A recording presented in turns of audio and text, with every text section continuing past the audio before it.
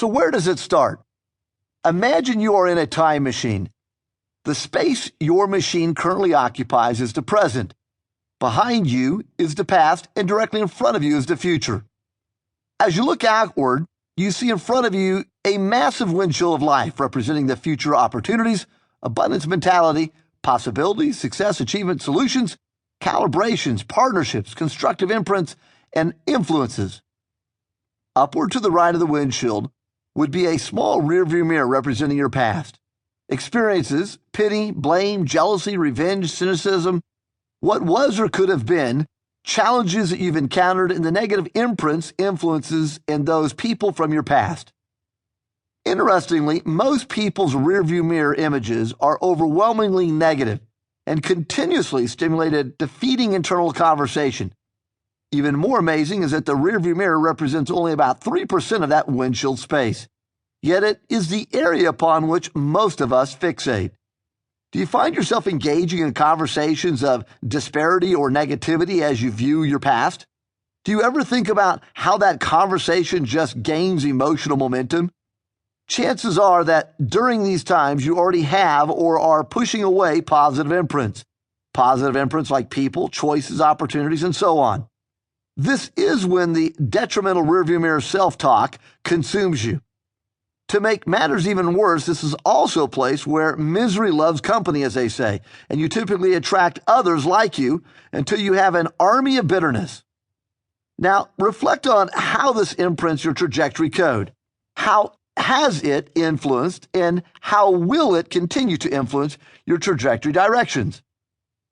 You may maintain your outside rearview mirror for perspective and benchmarking purposes. However, you must get a firm grip on the negativity. Rip it off and throw it away. Only when you are ready to live in the windshield of positive imprints will you be able to develop a more purposeful you. One of my earliest code imprints that I carry consciously with me today, and one that had a large part in framing my windshield, was set into motion in a small rural farming community where I was raised. My first grade teacher, a woman named Mrs. Murphy, calibrated my trajectory code for success by holding me back 1 year. I wasn't aware of this at the time, of course. I was very young and most frustrated that it took me 2 years to get through the first grade. Many years later, I recognized a powerful gift that Mrs. Murphy and my parents gave me by holding me back. To be pushed forward when my brain was not ready would have damaged my trajectory code for life. I would have been lost as my second grade classmates easily grasped new education, and chances are I would have acted out to deflect attention away from my frustrations. We all have stories and memories of early childhood, teenage years, and early adulthood. Everything that happened during that time is part of our imprinting. Some we had control over, and some we thrust upon. Recognizing this allows us to control our trajectory and draw upon the imprints that serve us constructively.